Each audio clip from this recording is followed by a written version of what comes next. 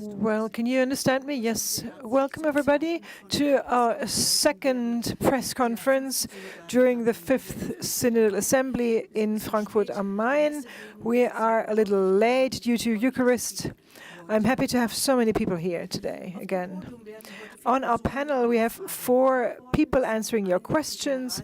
These are the Secretaries General of the German Bishops' Conference, Beate Gilles, the Secretary of the German Catholics Committee, Mark Frings, Peter Kohlgraf, Bishop of Mainz, and Dr. Maria Flaxbart, part of the Synodal Assembly, and in her second life, President of the League of Catholic Women.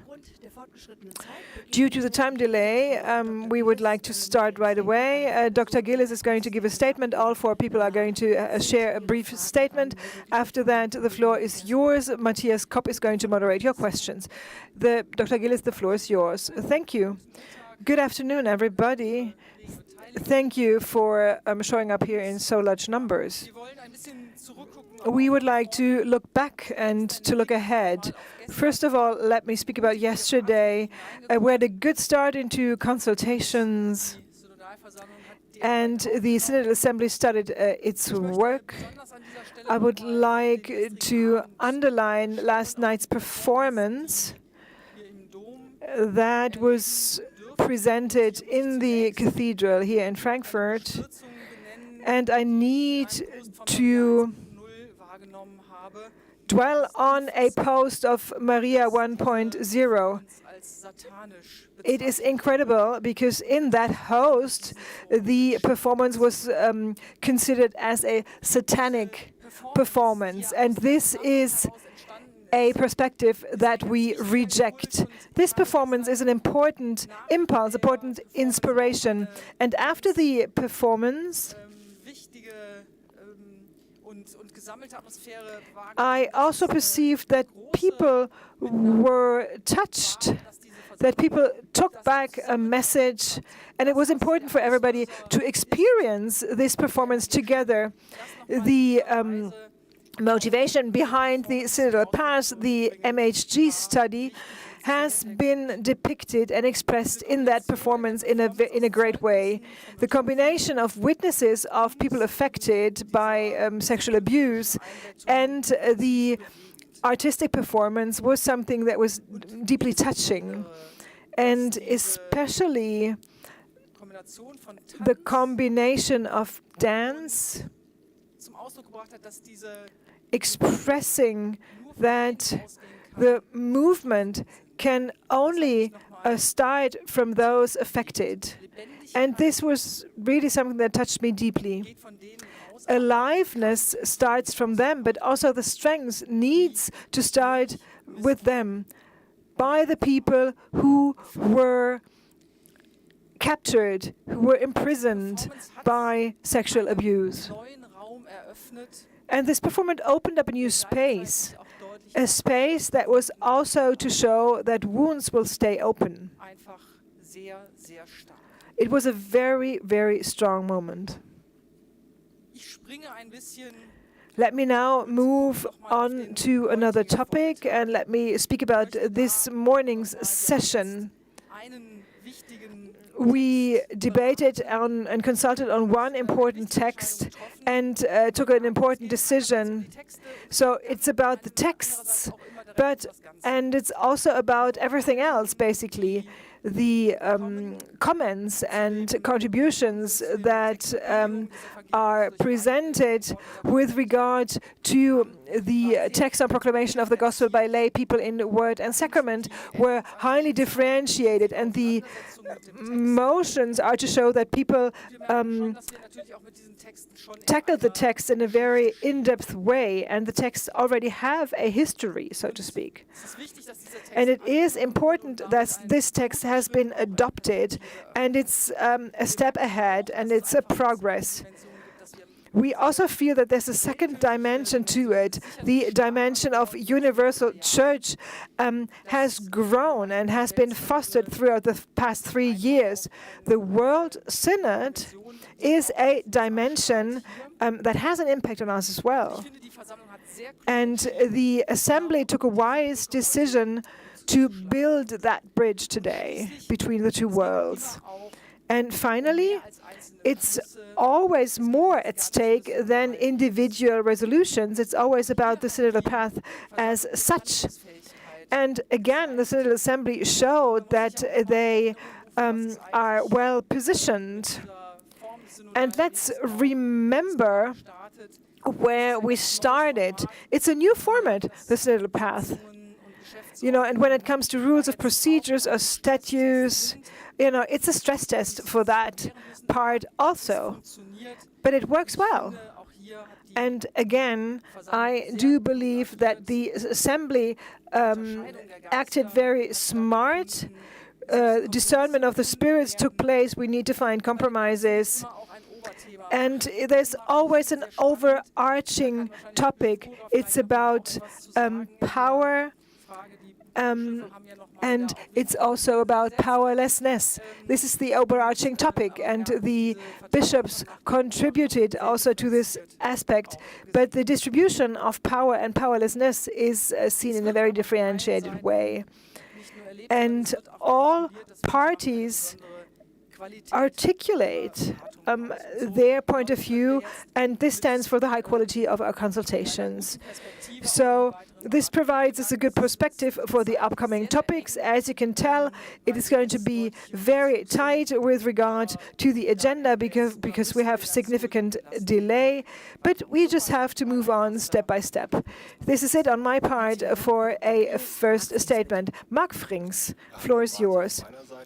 Hello, everybody. Thank you for being with us with so much attention and in such high numbers. This is a progress that we've been making in the last 3 years together. I would like to back something that Dr. Diehl said, the first aspect she mentioned. I would like to mention that we back the criticism that she said. It is not respectful to post things like that, and it's all the more to show that we need to continue to dwell on the questions of abuse. I would like to add 4 more aspects. We had a great start yesterday in the light of the debates and consultations of previous day. We see that people really struggle with each other, and it's good, and this became clear also with regard to the text of celibacy and today with the text on proclamation. It's good that everybody expresses their pros and cons, consulting and decision-taking. The contributions depicted also the overall mood and the overall voting results.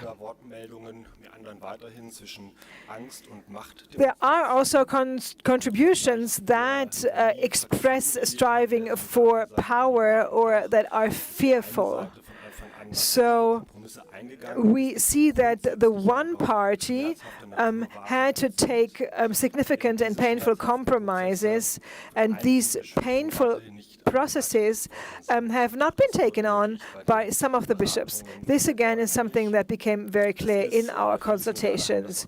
Many synodal members criticized also the fact that there are some bishops who are not willing to compromise on the texts. And so I do hope that in the further process of synodal processes in the local churches that there will be moments where both parties are willing to bear painful moments. If we take a look at our agenda, we have a packed agenda: prevention, blessing, celebrations, consulting and deciding together. And there are many texts that are on our agenda. It is clear that 3 years ago, we came up with the right topics deriving from the MHG study. We provide a contribution to focus on people. And also with regard to the voluntary members from the different diocesan councils and organization, the next working phase is going to start on Monday, because now it's all about making sure that the good resolutions and decisions that were made in the synodal Assembly, we need to implement them now. So we need to turn that into an engine, into a driving force in order to implement everything that has been decided here. Let me take also a look at the agenda of tomorrow. We are going to vote 20 more members for the so-called Synodal Commission. We have 2 times 27 members. The 27 diocesan bishops and the 27 members of the German Committee of German Catholics. And this is to show that this path is not history after tomorrow, but that we are continuing to work on a synodal path in the future. 4 topics for the Commission. They are going to debate and decide on the texts that we will not manage to decide on in the Synodal Assembly. Second, they are going to evaluate and prepare the evaluation, of the Synodal Assemblies. There's going to be a 6th Synodal Assembly in 3 years' time, and basically they are going also to dwell on the basic principle of synodality. So the German Bishops' Conference and the General Committee of German Catholics are going to continue this path on synodality. Thank you so much for your attention. Now I pass the floor to Bishop Kohlgraf. Just to remind you, he's a member of the Priests' Forums within the Synodal Assembly and a member of the Motions Committee on the proclamation text and on women in ministries and offices in the church. Bishop Kohlgraf, we have seen quite many things. What's going on with the German bishops? How can you explain it? Well, I've noted some different points, but I'll begin by answering a question. You, well, ladies and gentlemen, you might have realized that the idea regarding the text, the cooperation within the synodal path, that people have different impressions of that. And even in Dresden, we struggled amongst us regarding 4 texts. And I think that especially after the ad limina visit, it is important for the bishops to bring the synodal path to a dignified end now. And this leads to compromises we have heard about, and that we discussed 4 texts intensively in Dresden. And during the resolution conference, we deliberated on what we could vote on, meaning adopted, where do we have a consensus, but a more compromise is needed. So I think the question is that how much of a compromise is necessary and desired in order to pass texts through. Well, they might be somewhat softened or diluted, but this is actually an either-or. And I am in favor of the approach we took today. I think that the bishops' voices need to be heard. And then the topics are out there in the world, you know. These texts, they are not the finalization of a process. We are going to work with them. So even if a text says, like we had the example today, we ask for examination or reassessment or review, etc. Well, you know, it doesn't mean that we'll have a re-evaluation process that takes several years. No, it means that we want to have answers with view to the World Synod, with view to the presentation of the text to the Holy Father. But, well, so much for the general stance of the German bishops. I would like to mention 3 or 4 points regarding my activity in the Priestly Existence Today forum, for instance. When I was asked what synodality or synodal path means to me, I always said, you know, I wouldn't even say that synodality is in the Frankfurt General Assembly, but I saw real synodality within the forum. Many people were there at the beginning with a very specific agenda, but people were willing to struggle and to learn from one another. And I've actually opened up to new perspectives for my activity as a bishop. That was the real element of synodality, and I also saw it in the Women's Forum. Also when working with the motions in Antragsgrün, to weigh up the motions and comments that help improve a text, etc. So a lot of learning. And I'm sitting here now after the publication of the abuse study in Mainz. And so it's a very topical debate. And the position of the priest within the people of God plays a role here. Do we put him on a pedestal? The people of God also puts him on a pedestal. And the question is, shouldn't we actually, or don't we need a different image of the priest in our times? And this doesn't challenge the meaning and the significance of the sacramental office. However, there are weaknesses still in the text. And, well, as I've said, I was a member of the Motions Committee regarding the text on the proclamation of the gospel in word and gospel sacrament by lay people. That was a topic that was clearly perceived in the resolution conference, that several texts were merged into one, and I share the criticism that was voiced with regard to this. So due to this fusion of different theological aspects, well, the text didn't necessarily get better.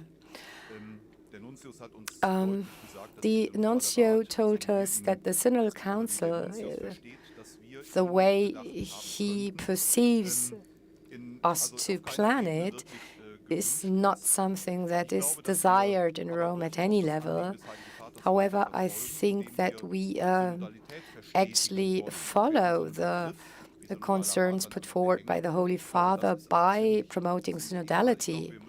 And I think we need to find forms within the model of the Synodal Commission to strengthen synodality. And it is not about weakening the bishop's ministry. And I can tell you that I feel strengthened myself in my ministry when I include other people in my consultation and decision-making processes. So I'm not the lonely wolf taking decisions in my diocese. The process of consultation and co-decision making is very helpful and professional for a bishop in such a complex system as a diocese. Thank you, Bishop Kohlgraf. Now it's Maria Flaxbart who has the floor. She's not only a member of the Synodal Assembly, but also a member of the Motions Committee, Joint Consultation and Decision Making, and the Motions Committee on Blessing Celebrations. So you have the floor now. Regarding my participation, thank you. Thank you for your interest in these topics. I can tell you that I'm also here as the president of the League of Catholic Women, and I'm speaking on behalf of 500,000 Catholic women in Germany. And from this position, I can tell you clearly that which Maria 1.0 posted on the web is absolutely absurd. And the performance we had yesterday placed the affected persons into the focus, and it was really dear and important to us. I would like to build on what Bishop Kohlgraf just said regarding the text we were discussing this moment, and in a controversial manner, proclamation of the gospel through lay persons in word and sacrament. I can tell you, I think it's good that we adopted this text, that it passed. And I voted yes, but I'm not happy with the result. And why? Because we have been advancing really, really slowly, millimeter by millimeter, so to speak. And because we are now sort of synthesizing, summarizing the text, putting it into little bundles in order to implore that the bishops walk this path with us. And I found it very impressive, which the both sisters, Katharina Ganz and Katharina Klutmann, said. They are highly qualified theologians, women with a large spirituality, and they described really clearly what is happening when one of their sisters die, and they are there and are not allowed to administer the last sacrament. They need to call for a male cleric. Or the example of a Eucharist, where there is the need to have a priest there, a male priest. And I think this aspect of being excluded or disadvantaged of the simple fact of being a woman, I think this question fell a little bit short. This question of power as well was, needs to be placed more at the focus. So I strongly advocate that in further discussions we are going to have on the text, for instance, jointly, joint consultation and decision-making, that we do not focus so much on this question of power, but get into the structural. And Bishop Kohlgraf, I believe you when you say that this process of collaboration is something that you appreciate and it strengthens you. But this is not the standard in the majority of German dioceses. So I assume that there might be new motions for amendment with regard to the upcoming texts that aim at the decision-making, or the final decision regarding these texts falls to the background. But that wouldn't change anything in the current structures. But I remind you that we embarked on this journey together because we wanted to change structures that favor abuse. So I stand for true synodality. That is why so many laypersons are here who understand synodality as listening, thinking, discussing, and then deciding.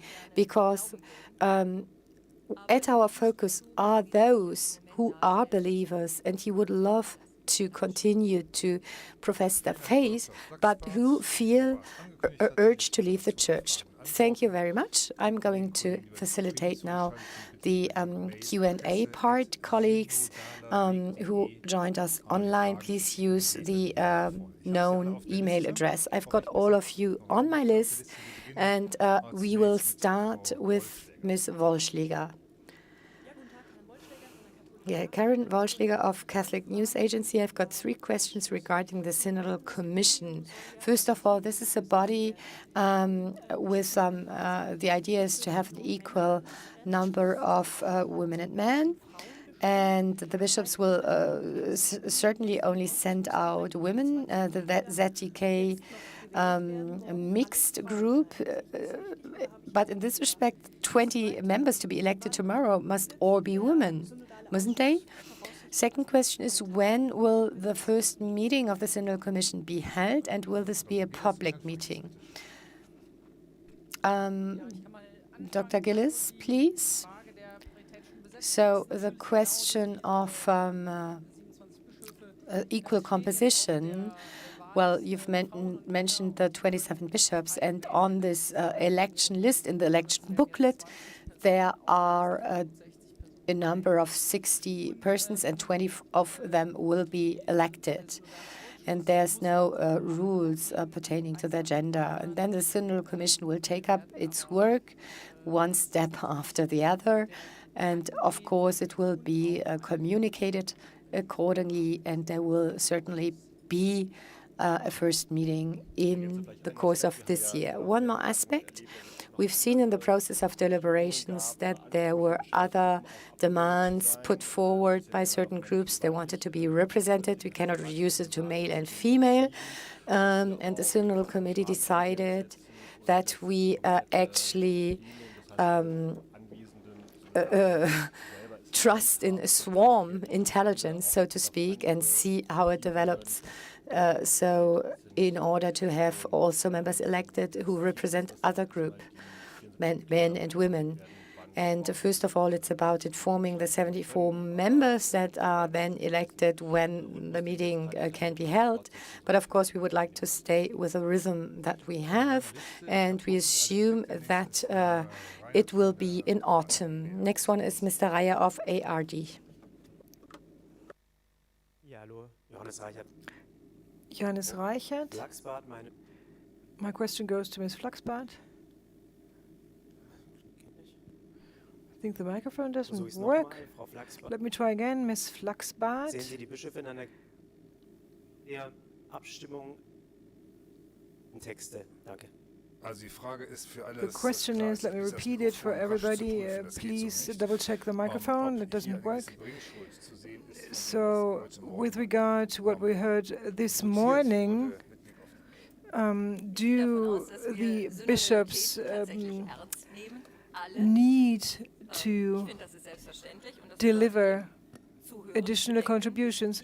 Well, we consult in synodality, listening, discerning, deciding, and we showed yesterday that we can do so if we want to.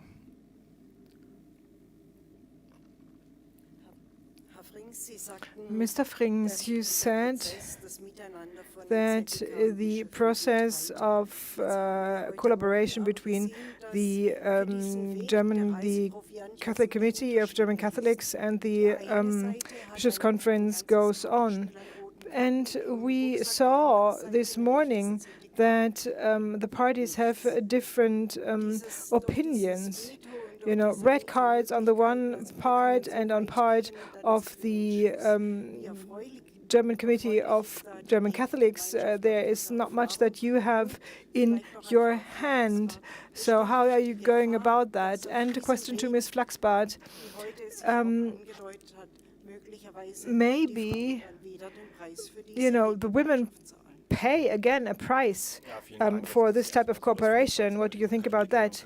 When it comes to the 20 million Catholics, you know, only very few are bishops. It's not that we have nothing in our hand, but we are backed by a major group of people who in different ways show their contribution. And we saw that also in the demonstration. They support us and they communicate their support. At the same time, as the Central Committee of German Catholic, we represent the German Catholic civil society.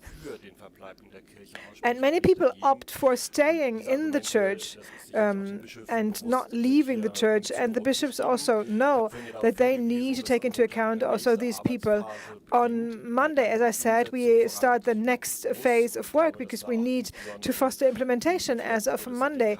And I do believe that especially the Central Committee of German Catholics is in charge to make sure that bishops start implementation. There are also many committed bishops who don't need any additional support to implement things.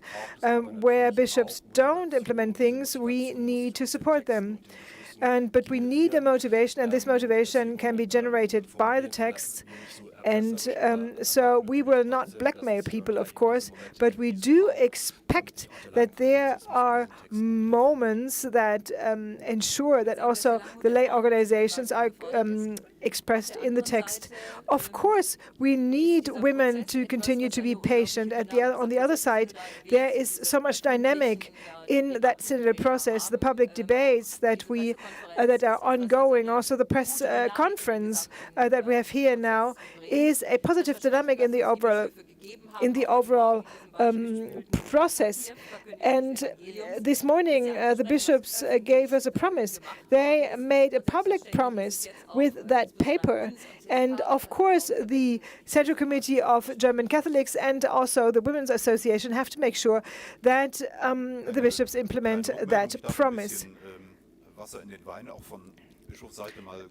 Let me speak on behalf of the bishops. We speak a lot about power and the different front lines, the front line that bishops build. Yes, but you know, you threatened the bishops with 20 million Catholics, so to speak. So with regard to synodality, we have not made that much progress, because if we continue to speak them and us and the others and us and so on, we need to make sure, because if at the end of the synodal path we still have those two front lines in our head, we didn't make much progress. Mr. Gessler.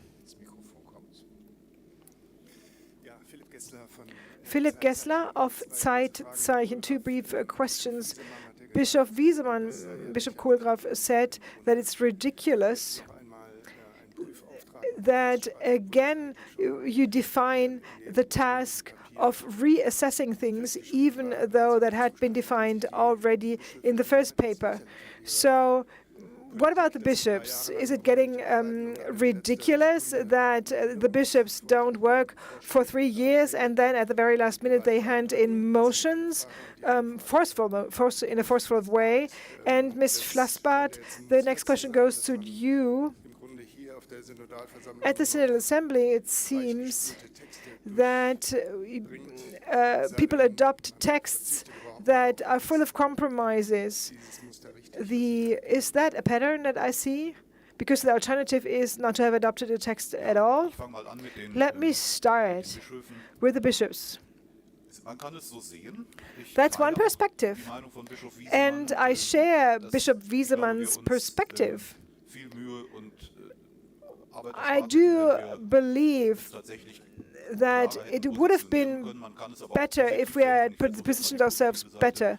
But in a positive background, during one of the last synodal assemblies, when we didn't adopt the text on gender diversity, we got together separately, and that is even much more of an effort. So you can blame some of the bishops that they did not contribute to the text on Antragsgründung, the portal of processing the text. So it was not clear what was their opinion, and some bishops could have contributed much more. But at the same time, I would also say we only meet twice with the General Assembly of Bishops, twice a year. So that was an opportunity, the last meeting, to get together and ask ourselves what has to happen to make sure that a majority of bishops can adopt a text. So you might see that part of the work also as an attempt to safeguard and to save part of the intentions and the texts. I don't know in how far things are a compromise. You know, I will not give any prognosis on that. We will see. But each and every bishop, well, I expect from each and every bishop that they are honest in the process and open, and that they can be convinced by arguments. This is why I hope all the more, and this is also a genuinely Christian attitude, that we can make progress. Mr. Ort?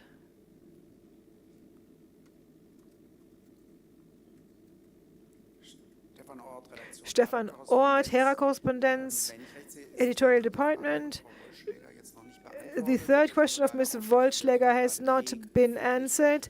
Is the Synodal Commission going to have their sessions in public or not? I think there might be a couple of controversial topics, and who is going to decide on the controversial topics until the Synodal Commission will take on their work? So the Synodal Commission needs to decide on how they want to run their sessions, because they need to draft their own rules of procedures and statutes. So that process is open. It's going to be a high requirement. So the Synodal Commission starts with a very rich working package Also, with regard to the question of further developing the resolutions that have been consulted on, there's one text that has been processed in first reading only, and people need to be very smart to understand what they can take on during their time frame, because the Synodal Commission does not have any forums. As Bishop Kohlrath said, the Synodal path is more than the Synodal Assembly. There's a lot of work that went on in the different forums, and the forums came to an end. So people have to understand what they can really shoulder. And this is part of the task of the Synodal Commission. And given that the last 20 members have not been appointed yet, so let's wait until we constituted the body before we tackle the questions that you just raised. Mr. Seiterich? The Roman ultras among the bishops did only contribute in exceptional moments. Are you aware that they remain silent for the most part, and how do you interpret that? This morning was a synodal moment, like with a lot of technologies, listening to each other, fairness, and so on. I love it, but my question is, do you believe that this can be translated into universal church in a global level? Are you going to shoot a promotional film that people can show in Myanmar, in Congo, or wherever to promote the type of collaboration between the Central Committee of General Catholics and the Bishops' Conference? I don't know if promotional trailers are helpful. I think the personal encounter and conversations are helpful.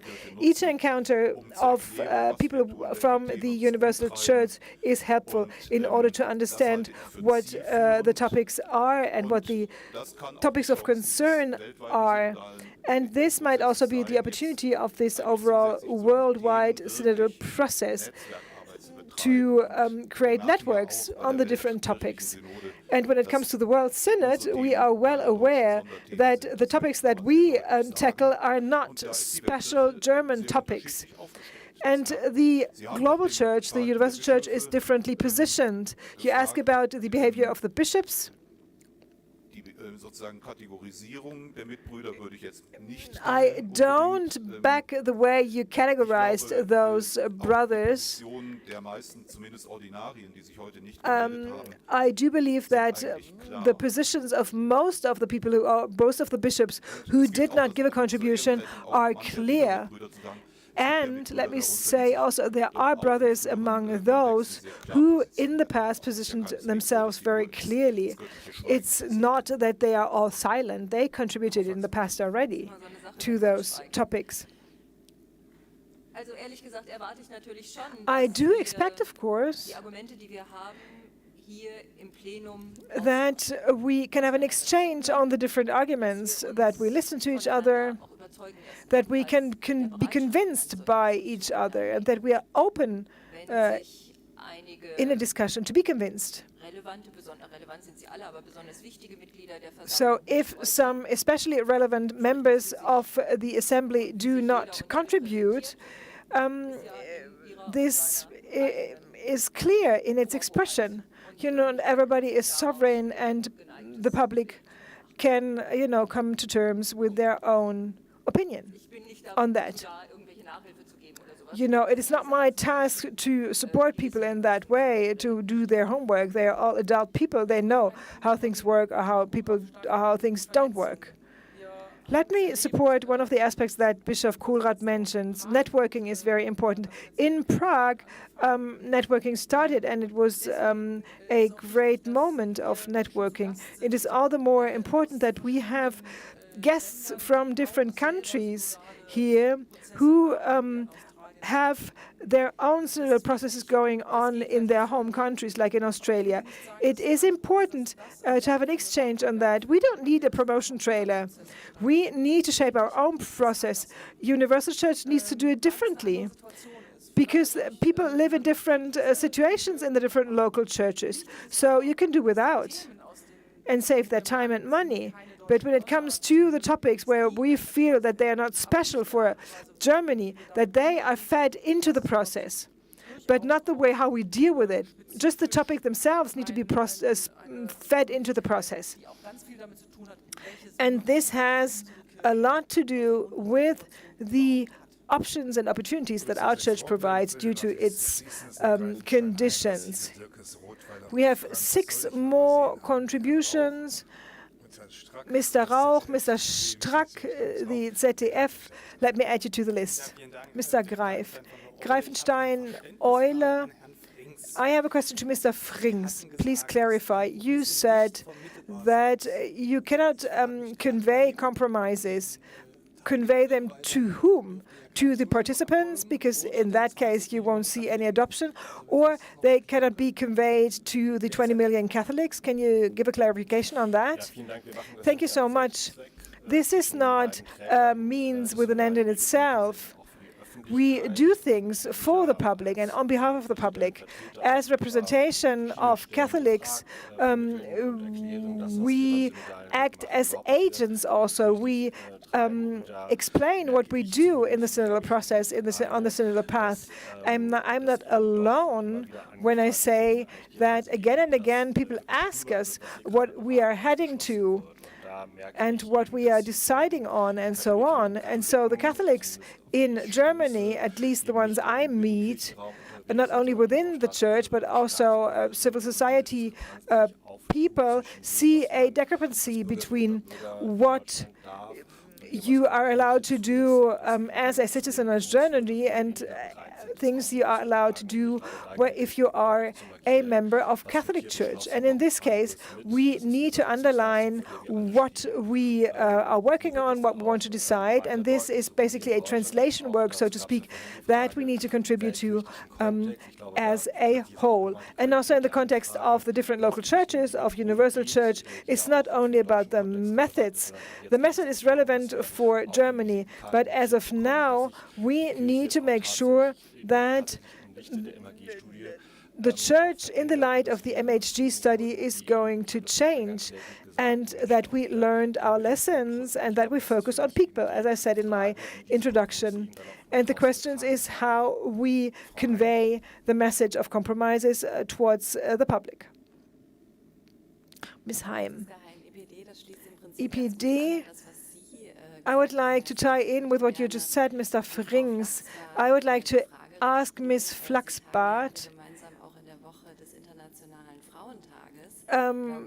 This is the week of the International Women's Day. Do you believe that the bishops are aware of their responsibility vis-à-vis half of the Catholics in Germany and half of the world population? I would like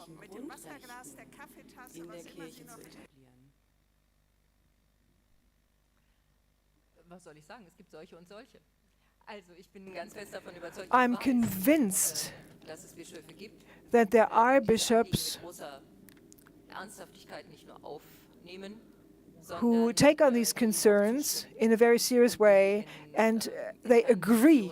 And in internal discussions, they look for ways how to implement those concerns. And there are others with different positions, of course.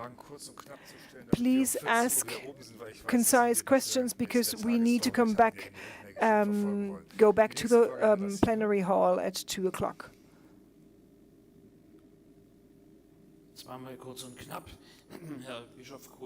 Bishop Kohlgraf, can you imagine to agree to a text with a motion of bishops being rejected, and to Dr. Gillix or to Dr. Frings?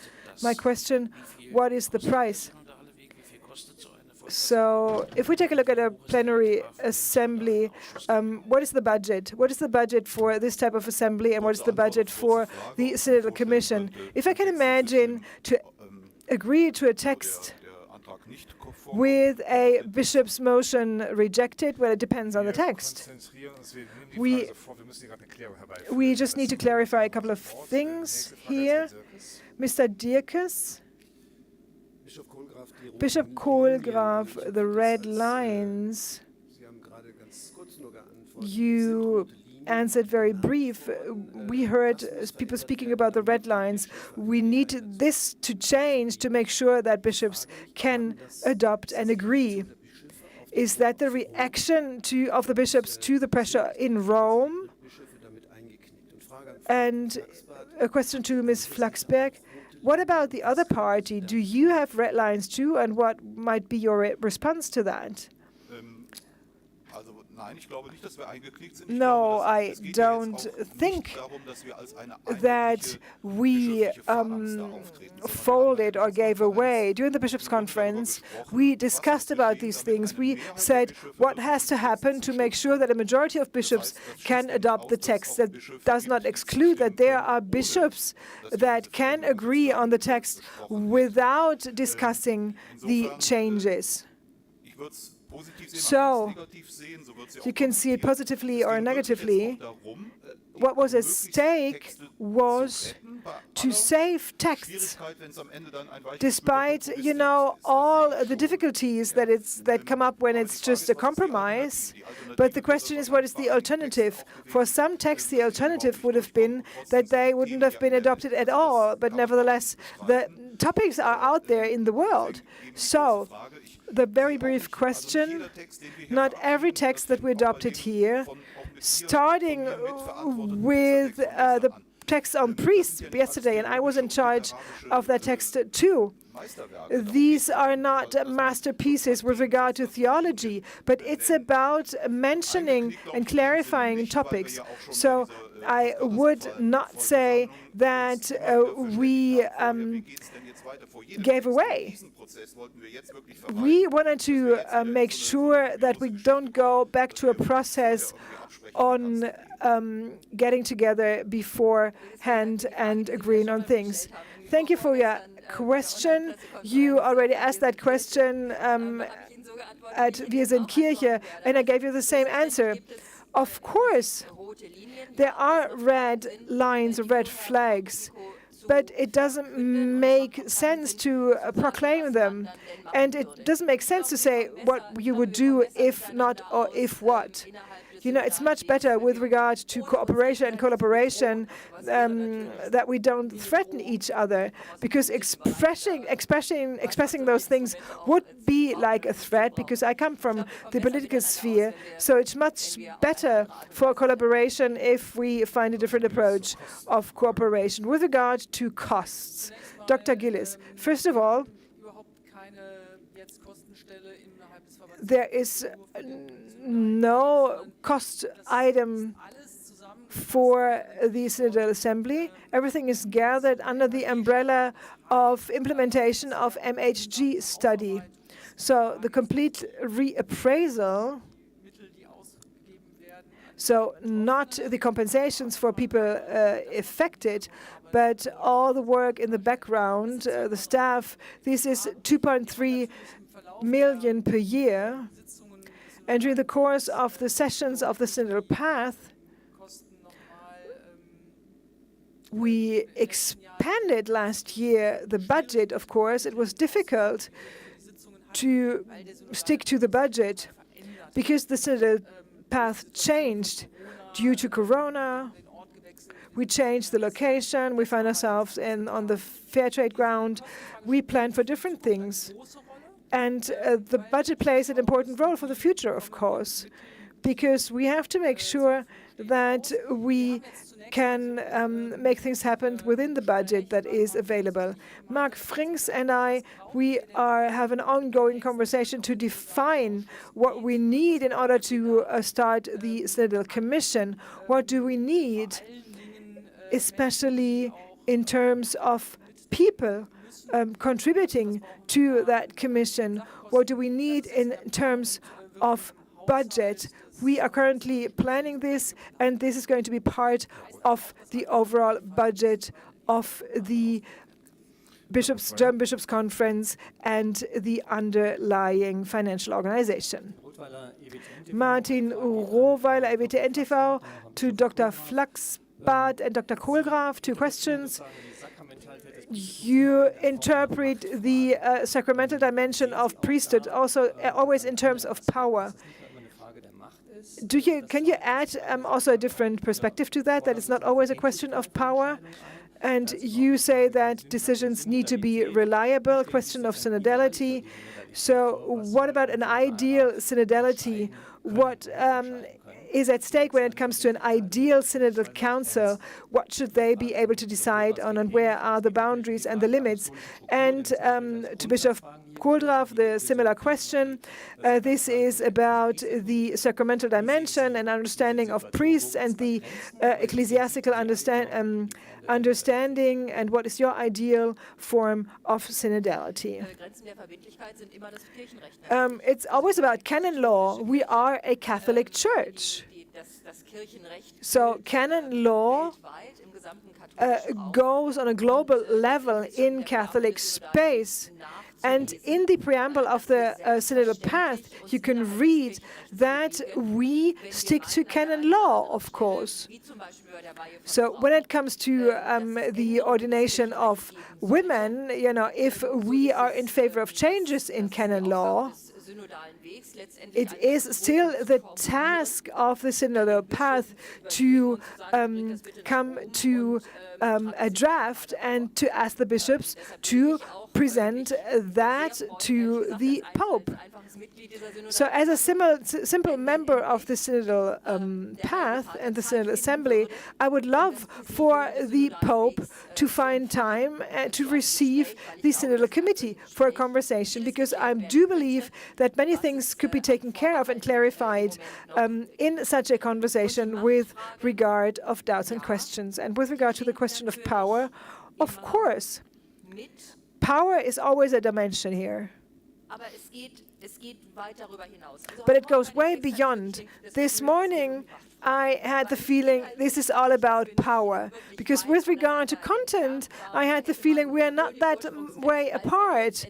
We could have adopted the original text and the adjusted text. I supported the adjusted text to make sure that it gets a majority, and I agree with Bishop Kohlberg, it's much better to have an adopted text than having no text in hand. But, and this is where we have to reconsider things, it is about something that goes beyond the question of power. Be it Katharina Ganz, be it Katharina Klutmann, I did not understand them that they put power into doubt. What they ask is about us being children of God, the question of dignity, the question of faith, about the content of our faith, and this is different than power. I did not become a priest 30 years ago to have power. It had a spiritual dimension, but of course, as a bishop, I have power. And at the backdrop of the abuse power, I did understand what power can do. Lumen Gentium is very dear to my heart. Synodality, I think we need to learn synodality. It's learning by doing. We cannot develop a theory on synodality, but it grows by walking. We have a theological foundation, baptism of the people of God, but we also need the expertise of people. So you need both. Ms. Fromm and Ms. Strack, I would like to ask you, many people want to go to the assembly again, so these are the last two questions. I ask you for your understanding. We took a little longer. I can speed up. No, people need to translate what you say.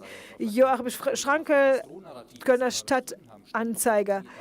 You spoke about this dimension of threat, and it was very clear in the room. Only if the bishops agree with a two-thirds majority, we will adopt the text. This is kidnapping. This is blackmail. And are you going to continue that approach?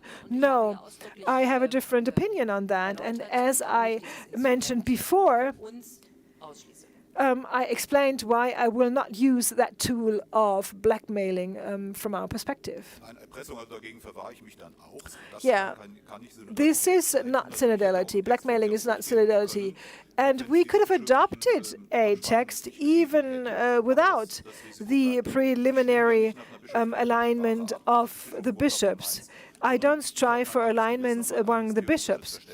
I have my own conscience and my own theological understanding, and that's the risk. But we wanted to save those texts. Thank you for your interest. Thank you for your contributions. And please come up front for the remaining questions at 12:45.